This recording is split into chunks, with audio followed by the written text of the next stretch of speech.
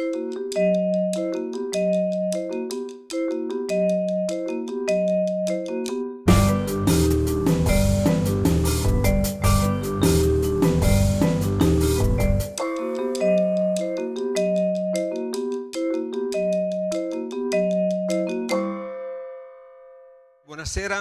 Welcome to New York University, Casa Italiana, Zerilli-Marimò. It's a great pleasure to welcome back our friends of the Bogliasco Foundation.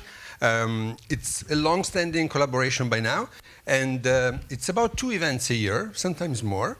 And we really enjoy the opportunity to work with the Bogliasco Foundation because it's for us a chance to see some of the fellows that they brought to Bogliasco that include a vast array of people, and the president of the foundation is going to tell us something more about it. Why is Casa Italiana doing these things? And the simple answer is that we want to help and we want to be here for any foundation, association, organization that is serious, important, and that works with the head and with the heart to do things with Italy. And that's what the Bogliasco Foundation does. And we also support in the same way Friends of FAI, Save Venice, and different other American-based or Italian-based organizations that promote the Italian cultural heritage. So thank you to Laura Harrison for what the foundation does. On a very personal note, I'm very, very pleased to have a chance to welcome back to Casa Italiana Giancarlo Lombardi and André Aciman.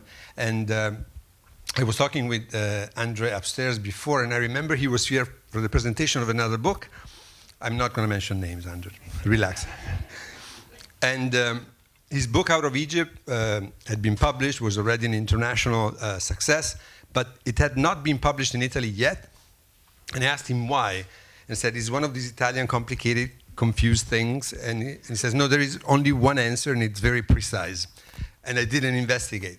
But we can happily report now that this return of André to Casa Italiana also marks his full reconciliation with Italy, also because the film based on his new novel is made by an Italian director, and I think probably you're going to talk also about that. And without further ado, I would like to ask the president of the Bogliasco Foundation to come greet you and officially introduce her guest. Please welcome Laura Harrison.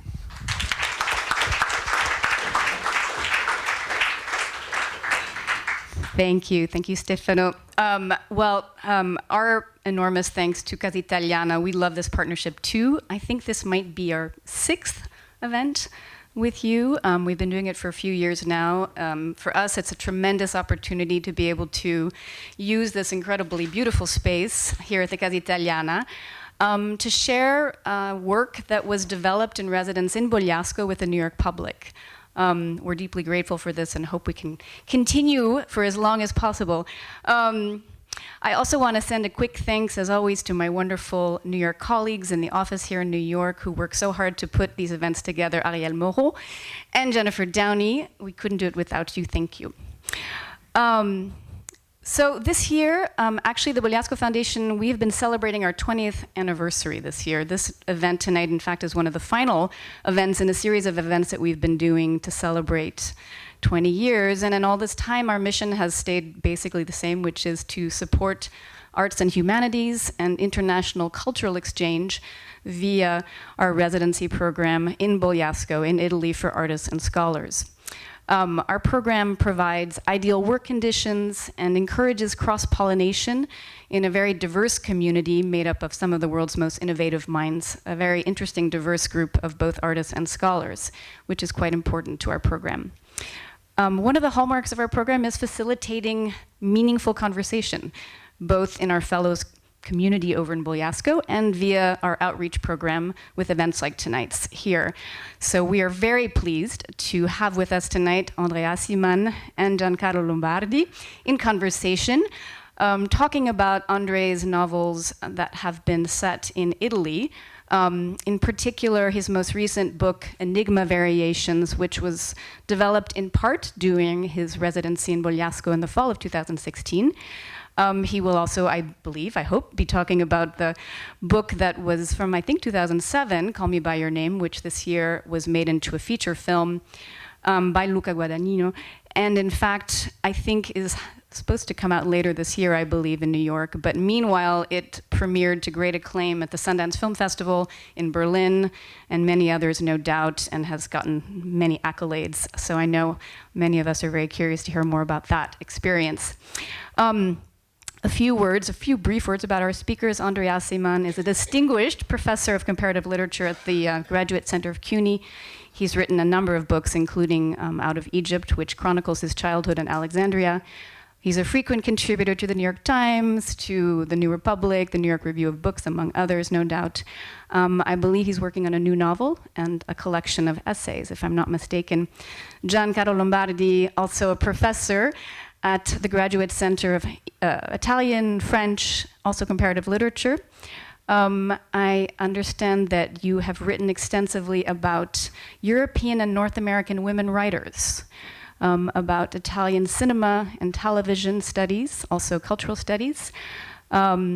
His most recent book, I believe, is about Italian political cinema, and he's working right now on a new publication about rhetoric of fear, the rhetoric of fear in Italian television dramas of the 1960s and 70s. I think I got that right. So quite curious about that too. In any case, there will be a Q&A following the conversation, a reception upstairs following that. I hope you'll join us for both. And now please join us in welcoming André Aciman and Giancarlo Lombardi.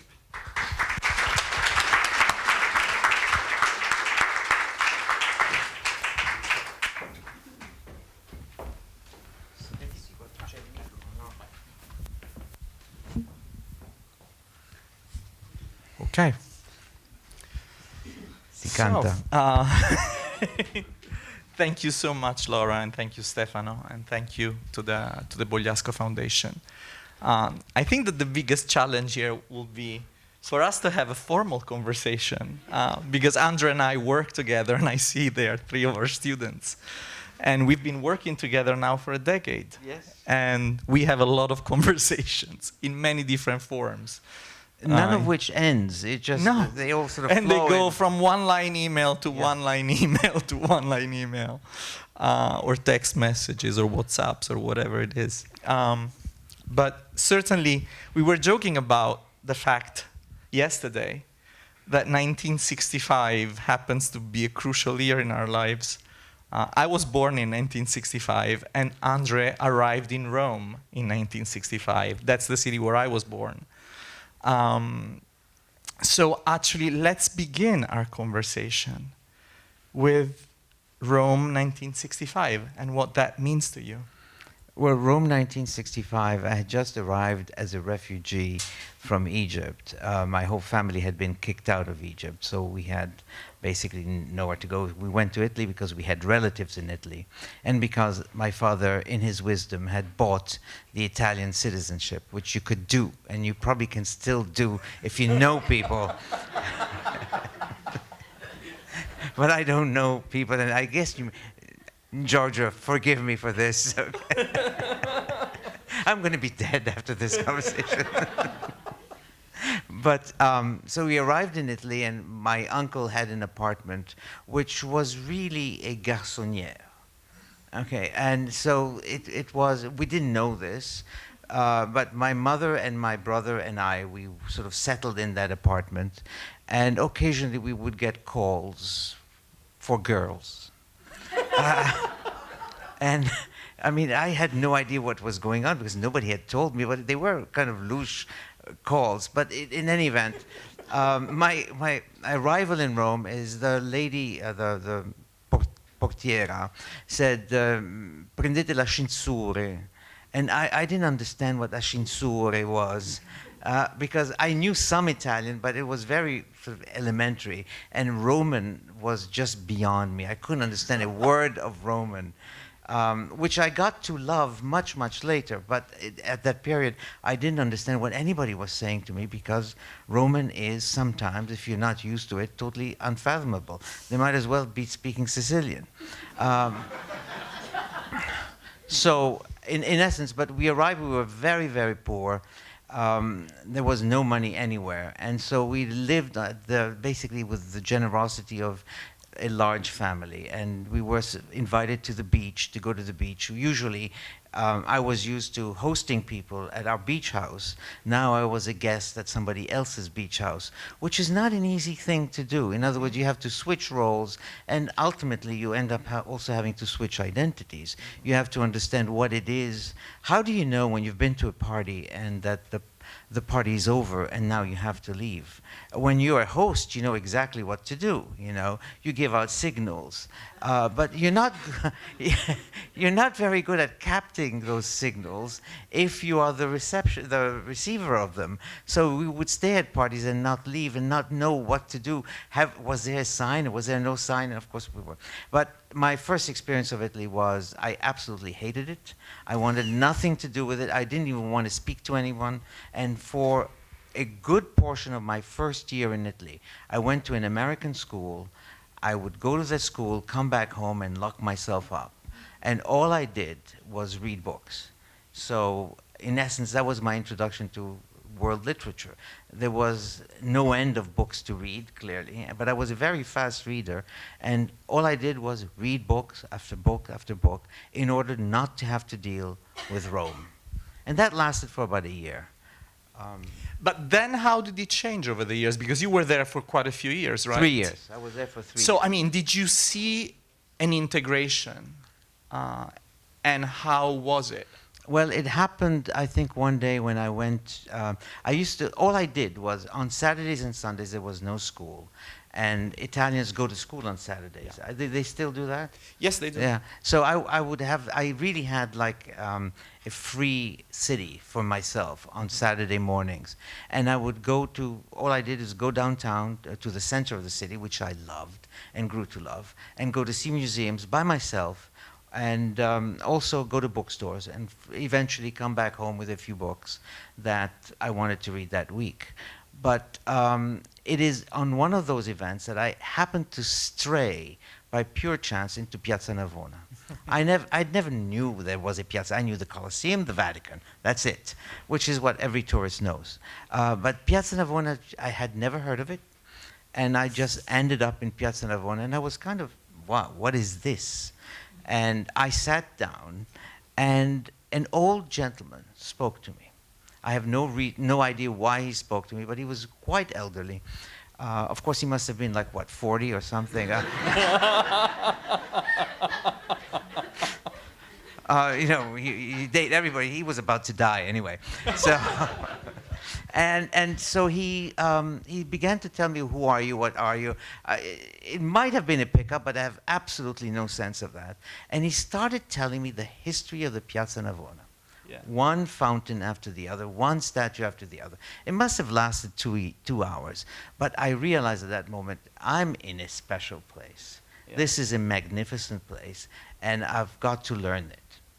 And basically every weekend, and particularly Saturdays, was devoted to the city. And eventually you fall in love with something without even knowing it. Because I continued to hate it, okay? Yeah. Which is something that I always do. I continue to hate you, but meanwhile I adore you, but I'm not aware of it. So, you lived in Italy, but you had a very strong rapport with France and with Paris. How did you mediate the two? The train. Did you go there a lot? Well, the irony is that my mother was really of French descent, and she lived in Italy. And my father, who was the man who bought the passport, was Italian, lived in France. He didn't want to live with my mother, clearly. And so we would go and visit him on holidays, take the train, that long-winded train, which took almost a whole day to get to Paris. But it was very uncomfortable, but we would do that. What it did to me, I mean, I was brought up speaking French at home. I went to an English school, which became eventually an American school, and now I was living in Italy, which didn't feel like my real home, but it was an acquired home. And eventually, you know, things that are grafted on you eventually stick. And my love for France was never really that genuine anyway. How could it be, okay? So we would go to France and then come back to Rome. and go back and forth on holidays. At home, we spoke French. That's a given. But our schooling was all in English, and so it was all very confusing. Yet Italian culture was a presence in your life since the time that you moved there, and it remained with you. I mean, I know that, from our conversations, I know how steeped you are in Italian culture. And when I talk about Italian culture, I'm talking about Italian culture at all levels. I mean, Andre is a real connoisseur when it comes to Italian pop music, for instance. You will see that his writings are disseminated with little gems for the Italian pop connoisseur. And how did that come about? I mean, how did you experience that aspect of Italy? Well, I mean, as you all know, the Sanremo Festival was a big event in Italy. It was something that even when we were living in Egypt, we used to listen to it. And so in Italy, of course, you wanted to hear the Sanremo Festival. We didn't have a TV. We did have the radio, so the songs would come up on the radio all the time, and we were very involved. And I loved Italian rock and Italian pop music, and that stayed. But eventually, I also I fell totally in love with Neapolitan songs. And eventually, sometimes I do walk into your office, and I will say something like, we could all go together to a funeral, but no, you can't. And of course, it takes me a minute, and then Constantly doing this, and we're next door. This is it's a very famous Italian song.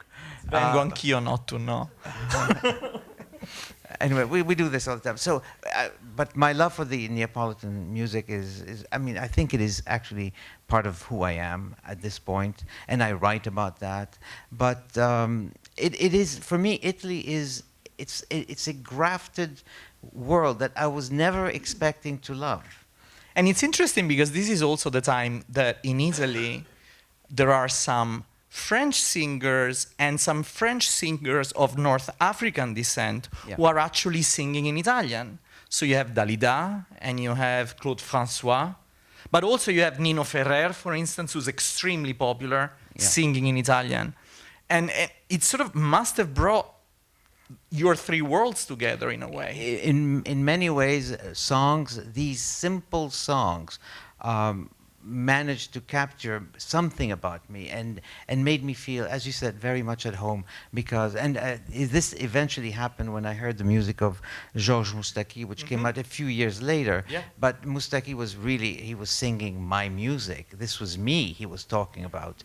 And of course, you don't want to say that publicly, but here I am doing it. Okay. But in essence, some of those, and Claude François, and of course Dalida with her screaming voice, there was no question that every time a major success came from North Africa, I felt sort of a sense of, I felt more at home in Europe and in Italy particularly. So when you arrived in the States, so you went to school at Harvard, what was the role of Italy back then? Well, I didn't go to Harvard directly. I went to Lehman College, which costs, for those of you who need to know, $30 a semester. I couldn't resist, you know. Uni, so we're advertising right now. But eventually, when I got to Harvard, I met a lot of Italians. For some reasons, they may have felt lost. I was not that lost because I was Americanized, and they felt that I spoke Italian or some Italian, and they were. So we became instant friends. And until today, I have a friend who lives in Cambridge, who never left Harvard, and we correspond quite often, and I always ask him questions about Italian and the use of Italian because he's a linguist. And then he comes back with a long-winded answer about grammar. But I love Italian, and it's funny. The other thing is that my grandmother went when she grew up in Istanbul, and she ended up going to the nuns, Italian nuns who taught school, and so she knew all the prayers, she was Jewish, of course, but she knew all the Catholic prayers, but she also knew grammar especially well. And so she always insisted. So the way the nouveau riche will insist that I use the subjunctive correctly. Of course. If you're comfortable with who you are, you don't care about the subjunctive. But my grandmother cared about the subjunctive. And so it was always correcting me with the stupid subjunctive, which now is grafted into me, so I can never say perché io faccio. No. So you always correct yourself. And well, Italian politicians are being crucified today is that right? for not using the subjunctive right. And you know, they're vilified via Twitter on a regular basis. Wow. So I mean, that spirit is still alive and well. Let's actually jump to your writings, and you know, and let's, because for instance, Harvard Square is one of the novels where Italy is really not present at all. No. Whereas Call Me by Your Name, which is your first novel, the novel that receives so much attention from the moment it comes out, is Italian in so many ways. So what kind of Italy were you portraying there? And why did you decide to set it in Italy and in that specific area of Italy? Well, the specific area is because I loved it. I discovered it, again, whenever you do something by chance, it must mean something. And in other words, all my prejudices, which I lug with me, my students will swear to this. I bring all my prejudices to class and with me wherever I go. But sometimes I don't carry them with me, and I'm unprepared.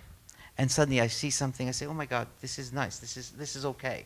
And I was passing by train from, and I've said this story many times, I was taking a train from Rome to Paris, and the train usually rounds around North Tuscany, all of Liguria, and then goes on into Modane and so on. Yeah.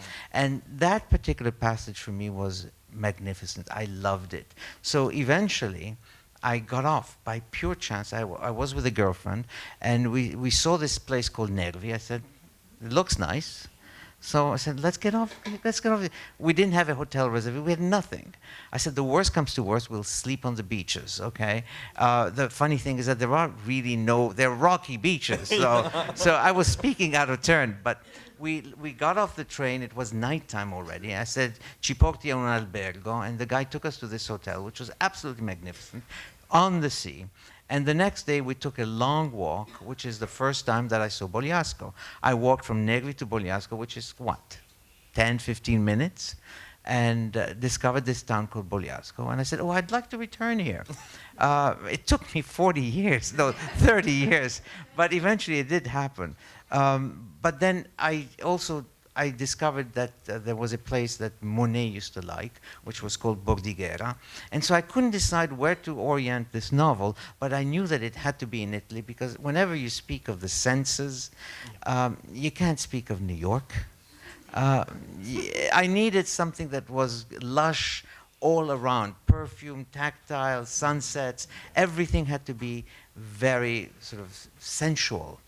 And so I wanted to place it in Italy, but I couldn't decide. So without being able to decide whether it was Bogliasco or Bordighera, I decided to call it B, okay? And I wasn't trying to be obscure, I was just undecided. And people say, that town of B, you know, I went to visit it. Well, it may not be that one, it may be the other one. So anyway, but for me, Italy is, and it's the same thing with Enigma Variations. The one story that everybody sort of immediately reacts to, because it's so in the gut, it's so sensual, takes place in some little town that I baptized, San Giustiniano, which does not exist, by the way. So it's really, so Italy runs, in fact, there are important parallels between Call Me by Your Name and Enigma Variations that are not just Italy and the setting. It's also there are important father figures in both novels, and you know, the father figures of the two protagonists of both novels, and they're both Italian. How do you connect these two figures, Elio's father and Paolo's father? They're both very similar, because they're very much like my father. My father was a, I don't think anybody has met my father. Did you meet my father? I'm addressing one person in particular. Yes. No, she never met my father. No, my father was a man of the world, put it this way. Mm-hmm. I think there's nothing he had not tried at least once. And he was very open-minded, and there was nothing that you could say that could shock him. And at the same time, he was extremely urbane and very secular and the whole thing. And I liked that kind of a father figure, and I hope I turned out to be one as well, is to be extremely tolerant and always curious about what is out there. And so I wanted, when, in the case of Call Me By Your Name, which we'll speak maybe about this, but the role of the father is done superbly, excellently well. The father surprises the son by telling him that, you know, I've been aware that this thing between you and Oliver was not just a friendship. It was more than a friendship. And the son goes, oh God, he knows. And, but the father says, you know, no, don't kill it. Don't feel that you need to stifle it. Let it grow, let it exist. And this is a speech that a lot of people have written to me about, saying, you know, I wish my father had been like this. I mean, basically it would have changed our relationship altogether and my whole life, maybe. Yeah. But there are fathers who are like this, and I'm very lucky to have had a father who was open-minded about everything. There was nothing that he didn't tolerate. And I wanted the same, I took it a step further. With Paul's father. With Paul's father in Enigma Variations. And I don't want to give it away, so. But yeah, there's a real enigma that is unveiled. And there's also the fact that the son is possibly attracted to his father, which is something nobody ever talks about, because we're all very comfortable talking about the attraction of his son for his mother, but never for the attraction of his son for the father. That is a real taboo. We don't go there. So how do you link desire, the senses, and Italy? Because they are tightly linked in your writings. They are. And in fact, for me, it would be impossible to write something that is so, to call it visceral, or to call it so down-to-earth, so sensuous and sensual.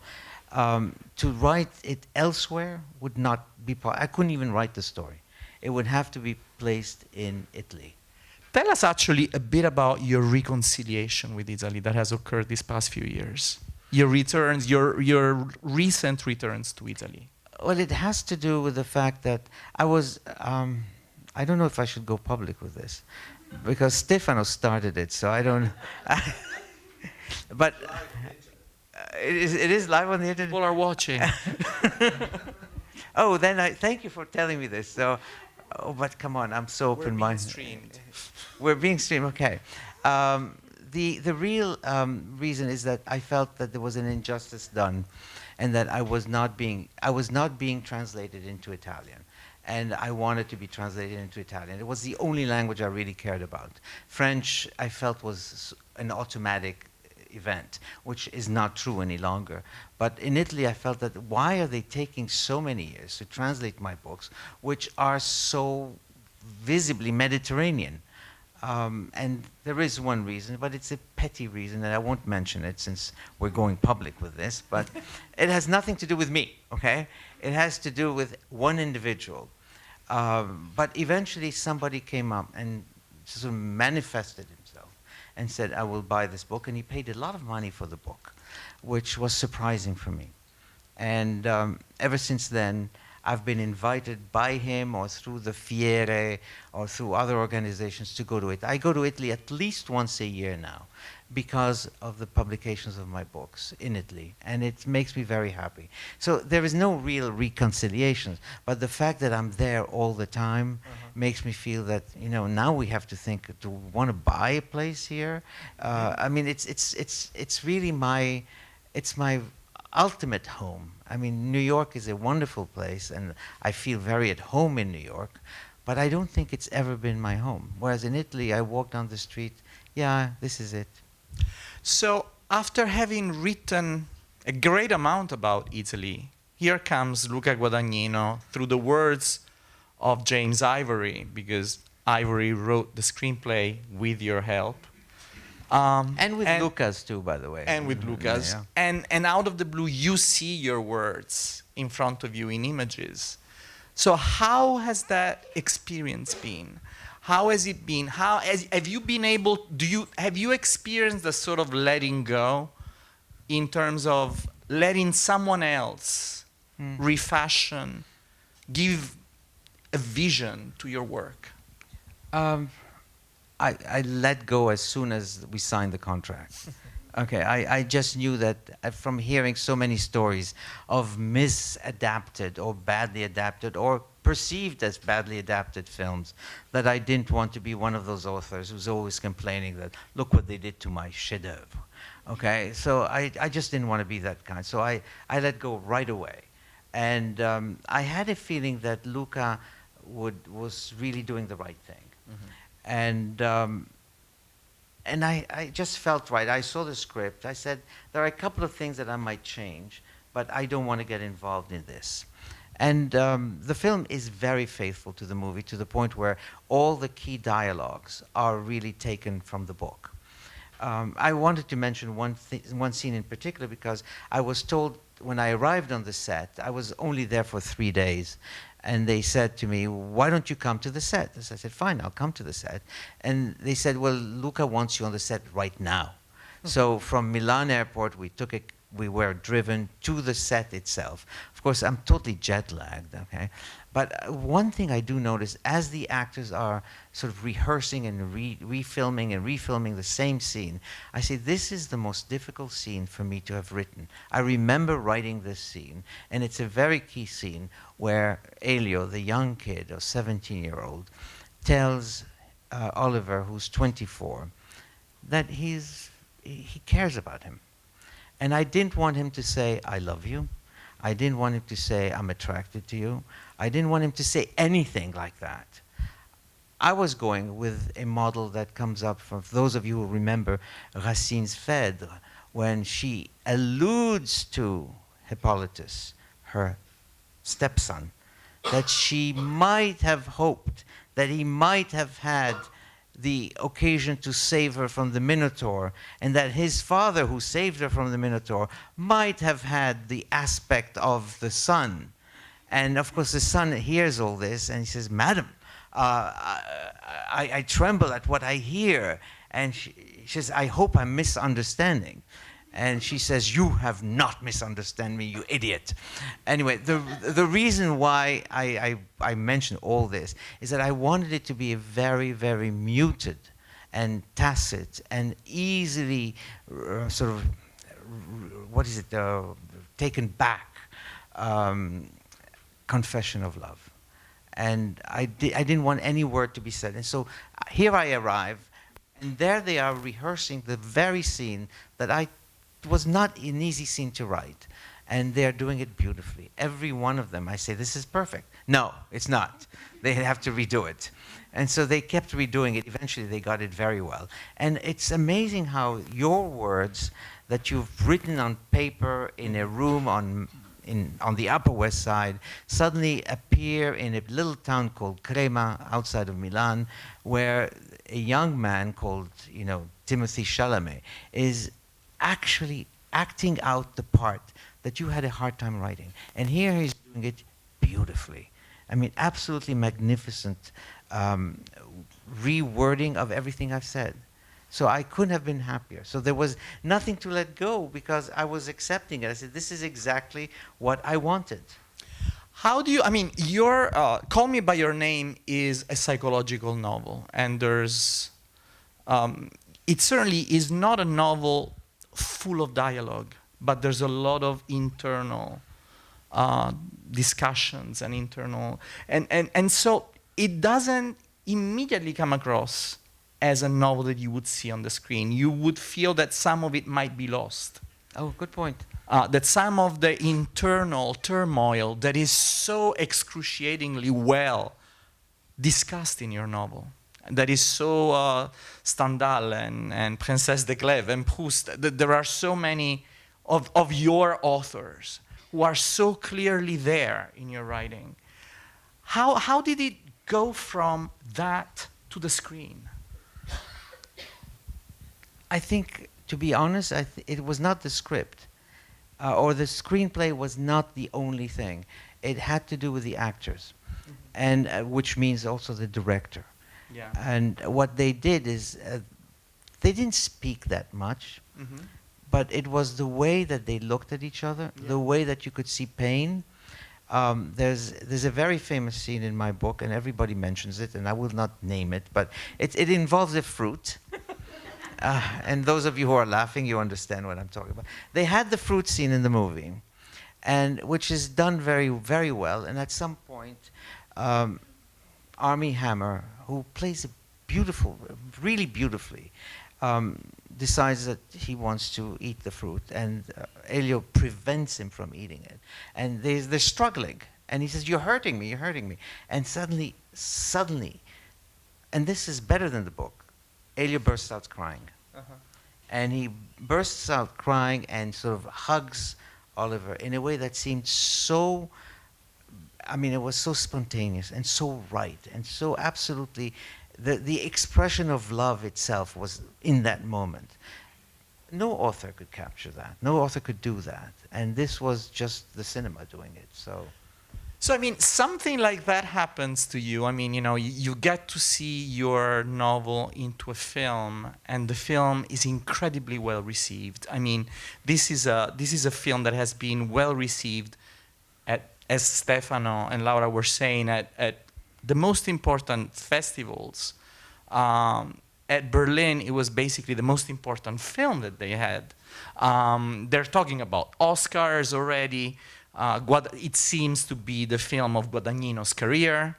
And at the same time, you get Enigma Variations that comes out right at the same time. And these two works speak to one another.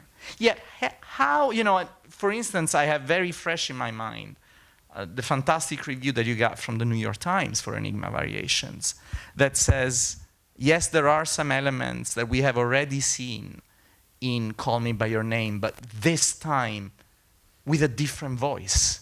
How have you changed? How has your writing changed? And how has your storytelling changed? Because one of the really important elements of Enigma Variations is the work you do on the novel as a genre. I mean, it's a really important, it's a challenge for the reader. Yet, you and I discussed this because I remember writing to you the moment I finished reading Enigma Variations. I was in Rome during Christmas vacation, and I was basically stuck in bed. I could not get out until I was done. And then I had to write to you immediately. Enigma Variations has this incredible power of interpellating you as a reader and of hitting you really strong, like it's a punch in the stomach.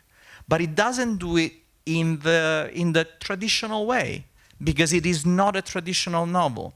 And it's, you know, you're not an experimental writer, yet you are. There's a very interesting work there being done with the genre itself. Well, the genre is always open to being reinvented. That's a good thing. It's unfortunate that a lot of people basically plod along 19th century lines as we are speaking right now. Okay, so this is a fault that needs to be corrected somehow. No, but to go back to what I'm trying to do, on the level of plot, what interests me is I think one thing only, and it's not even love, and it's not even desire, because desire is a nice, clean word. What I really write about is wanting, and wanting someone, and wanting someone without knowing what you plan to do with them or what exactly you want from them. You just want them. And it stays at that very, very raw level. And one of the things that is difficult to do is that wanting is a devastating emotion. A lot of people will use the word neurosis, obsessing, etc. It's not. It's just you want someone, and you cannot get that someone out of your head. And I think that's what the book is about. It's about suddenly developing these unforeseen wants that you need to pursue, and you don't know if you're allowed to, if you're entitled to, if it's going to be dangerous, what is the other person going to think. All these inhibitions are in the way.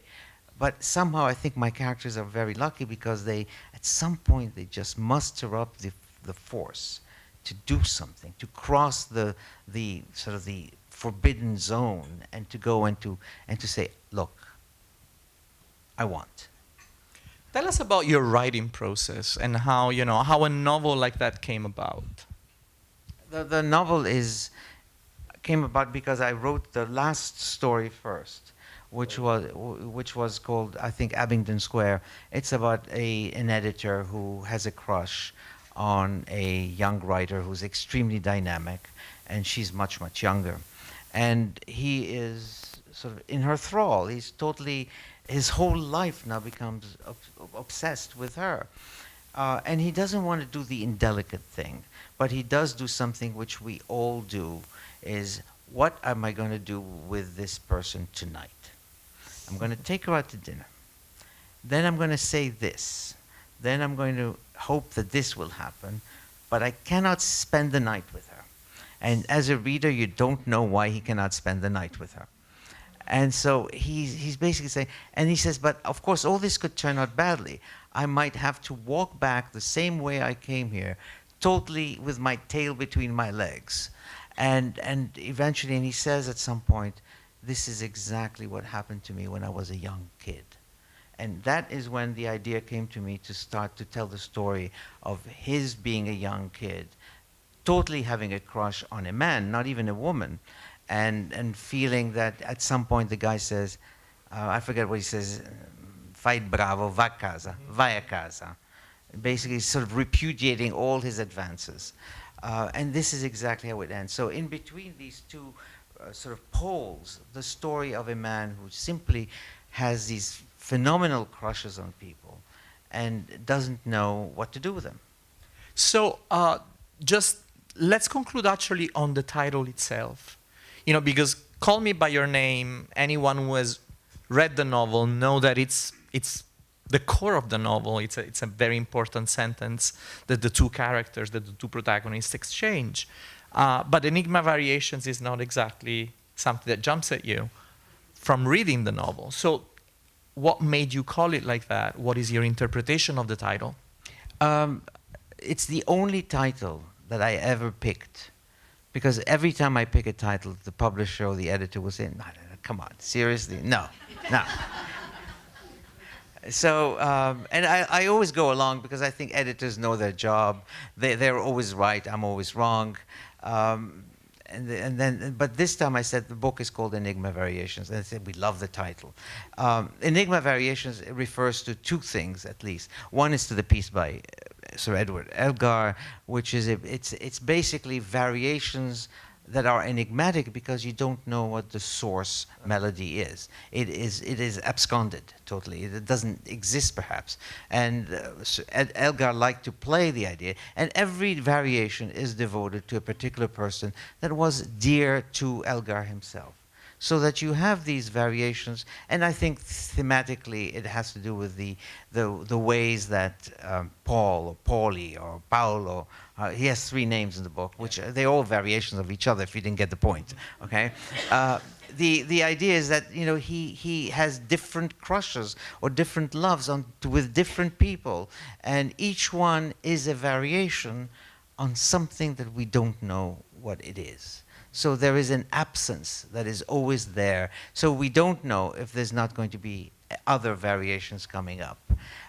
The other one is there is a moment in which, in the novel itself, you should never, for those of you who have experienced this, if you find out somebody's login and password, don't tell them that you know that. Because even if they worship you, they will change it. And so this reminds anybody who knows history, you know that when the Brits broke the German Enigma code, they could not say anything or do anything that would suggest to the Germans that, God, they must have known we were coming, so they broke our codes. So they had to allow the Germans to bomb towns like the town of Coventry so that the Germans would never know that their code had been broken. And it happens, I think, once in the novel where he's spying on his girlfriend, and he says, well, what if I find that out? Do I tell her or should I not tell her? No, I better not tell her because then she'll know that I know. And so the notion of enigma is sort of pullulating throughout the whole novel. Okay, so I guess that we can open the floor to questions from the audience. Yes. Oh, I came to New York because I didn't want to go to. This was 1968. I was thinking of going to school in Paris, and that was not a good year to go to school in Paris. And the same thing happened in July in Rome as well. So I didn't feel that I wanted to go to university. Plus, if I stayed in Italy, I felt that I would have to go back 2 or 3 years in high school, and therefore I didn't want to lose those 3 years. So I decided to apply to American colleges, and came. The Bronx Community College turned me down. I mean, they must have had some kind of quota because I was turned down by everybody except for Lehman College.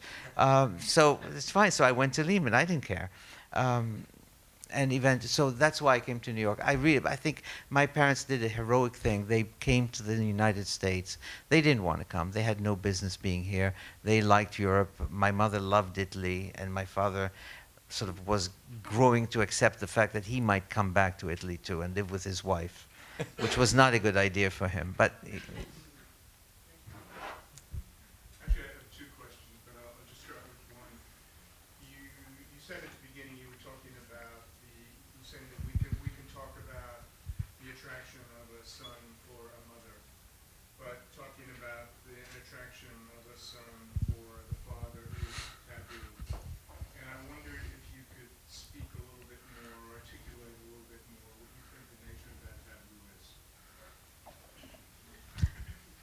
I'm not sort of competent to answer that question, but I can certainly say that if you read a story called First Love by Turgenev, you will find that the object of the love can be mysterious. It could be also the father whom he's in love with. And there is a moment at the end of the story of My First Love where the son looks at a picture and sees the man that he's in love with and has been in love with. And he sees him standing next to his father. And he says, my God, they look alike. And my father is actually handsome. That made me think of we all speak about the Oedipus complex, which is Oedipus and his mother. But one never really discusses. And I'm sure it's such an ingrained taboo, and you noticed my reluctance to answer the question is itself part of the taboo, is that I don't want to go there. Yeah. Okay? In other words, I'm repressing that very subject because it is uncomfortable, so that we can all say, yeah, every man, as Sophocles says, every man dreams of, at least making love to his mother at least once. It was not a pleasant experience, let me tell you. But with my father, I have never dreamt it because I know it's repressed. But my father was a very handsome man and a very good-looking man and athletic. So I'm sure there's something going on there. But I don't want to think about it. I mean, psychoanalysis would say that it's absolute prohibition, that, the father is he who prohibits, he who forbids, whereas the mother is not. So certainly it makes it for a much more difficult. It's unfathomable. Well, I was flirting with the idea. I was just flirting with the idea. And by removing it and sort of putting it somewhere else, I was, in fact, trying to touch it up a bit. And at the same time not deal with it, because I couldn't. Yeah, more than not. I mean, in a way, what you do is you displace it, and you displace it into a narcissistic mode, because, I mean, you have this mirroring between the two. But I don't want to give away the plot. Yeah, and we shouldn't. So we'll take another question instead. On the subject of taboo, I am a psychoanalyst, and I'm studying extraction. And I was really moved by a couple of things in your talking about Call Me by Your Name, particularly around the issue of 2 things. One is the migration and the sense of otherness. And I recently had the opportunity of going back to Rome and this summer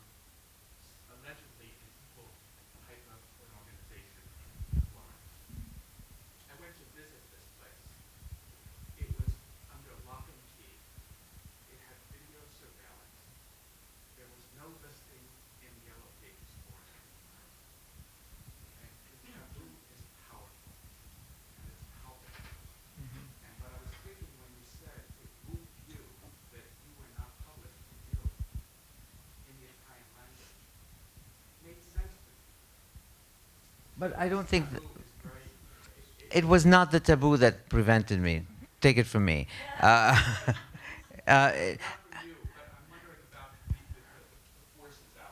No, I think that the book that the Italian publisher bought, the first book that they bought, and bought me with it, was Call Me By Your Name. It was not Out of Egypt, which would have been a far safer book to buy.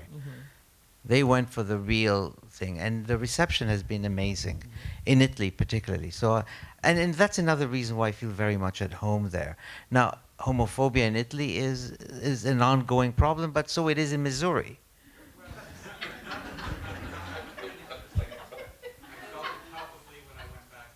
You did. It's there, it's covert, it's closeted.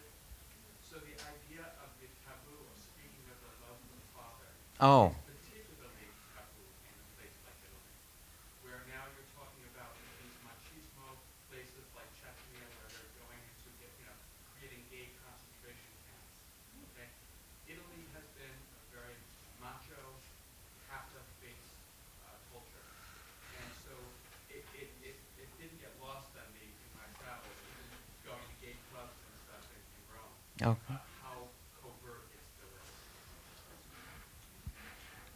Okay. Thanks. So I'll change subject. I'm actually the mother of Timothy Chalamet. Oh gosh. Oh, so you did go to PS 87. He did go to. I know because my kids were in your daughter's class. Yeah, and Pauline, and she's actually living in Paris. Okay. Yes, I heard. And I did see the movie. I also read the book. So I'm been multimedia on that. But I just wanted to point out, and I appreciate your complimentary remarks without knowing who I was, because it was very complimentary what you said about him. But I also wanted to point out, to your point about the father's speech at the end of the book, that I do think the actor Michael Stolbar was brilliant in his monologue at the end of the movie. I think he really did your book justice. I think so too. I think he was fantastic. Those, what is it? A 4-minute talk conversation is definitely sort of Oscar material. I've never seen anything as good as that. But I think just to go back to the mother and make the mother happy.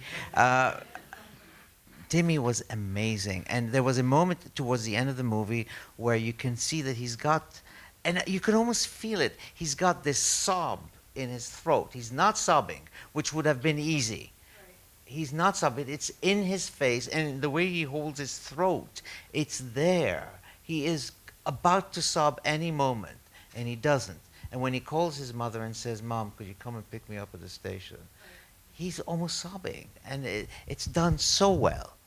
And for a person so young to know so much about human nature is amazing. So, Well, thank you. Yeah. We'll make you the publicist. he doesn't need me, put it this way. I'm not Hi, sure Jerry. I understood your distinction between desiring and wanting. And so my question is about that. It has to do with love, Freud's view of love in particular, being partly about what he calls object choice and partly about identification. And one of the things I loved about Call Me By Your Name was that it seemed to be about a love that was both of those things. And Yes, well, it definitely is. Yeah. and so, is that your distinction between Desire? No, it was. something else? It was purely on a sort of on the sound of the word. The word desire, especially after Roland Barthes, has become such a clean, sort of bold word, and it's kind of it's bold, and at the same time it has lost its vigor. And I desire you is such a sort of flat-footed way of saying I want you. I want this person. This is what you think about when you're alone by yourself, and you say, why am I constantly fantasizing about so-and-so? What is it that so-and-so has that I don't have, that I want? Because otherwise, as another character says in one of my books, you know, everything he has, I already have. I don't need him. Okay? But this is a more different effect. And I like the idea of want, of leaving it at want, because want does not need to explain what it wants. And I think that many times when we have this crisis of desire, of wanting, we don't exactly know what we're after. And we hope nobody's going to ask us, particularly the person we want. What is it that you want from me? Well, I don't know, really, but I don't even know if I want you. I mean, there's also that aspect of it that plays in. And it's part of the new book I'm writing, so.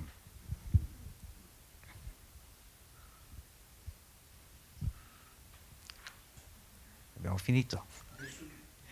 On the idea of desire and want, of course, the pedantic Italian literature professor cannot not mention Dante, but the word that he uses, desio, in Limbo, when there are these fantastic men of antiquity that spend their days in this beautiful field of grass, talking about philosophy and truth, and you see, they have it pretty easy. You know, it's a great arrangement. I would like to be there and listen to what they're saying. Yeah. And he says, senza speme vivemo un desio.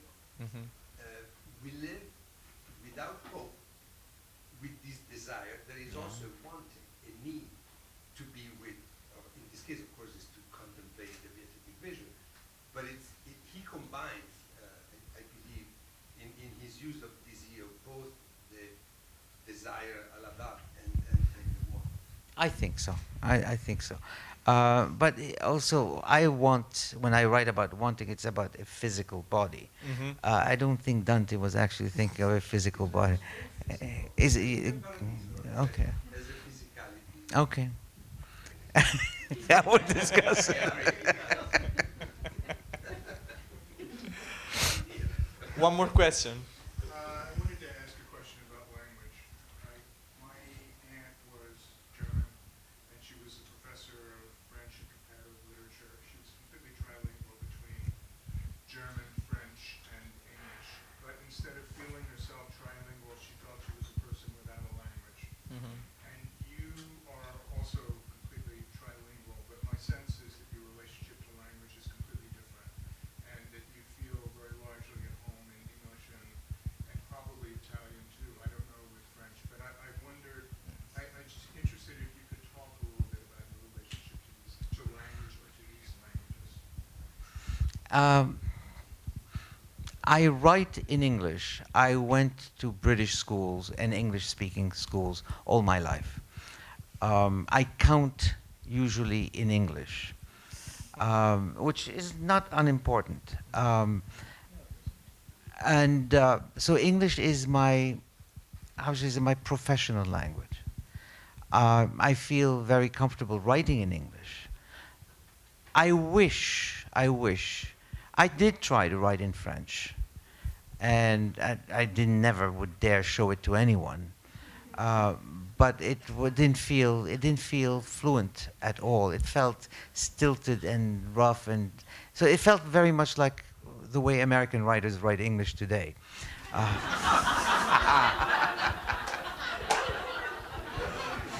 I couldn't help myself, but We were waiting for that. But no, but I wish I could write in French, and I certainly wish I could write in Italian. I will not refer to other people, but to write in a language that is not yours professionally is to basically show that you don't know that language. You have to know it very, very well, because especially Italian, which is a language that is so fluid.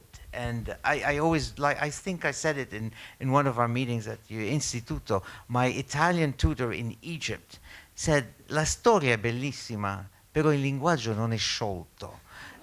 In other words, it doesn't flow, it's not smooth. And Italian is a language that you have to be smooth in, otherwise you shouldn't even waste your time writing in it. And it is a difficult thing for me to do. I wish I could do it. So, but ultimately, when I take down notes, When I'm in the subway and I'm taking down notes because something came in my mind, it always comes out either in French or in Italian. Later, when I go home, I have to translate it into English.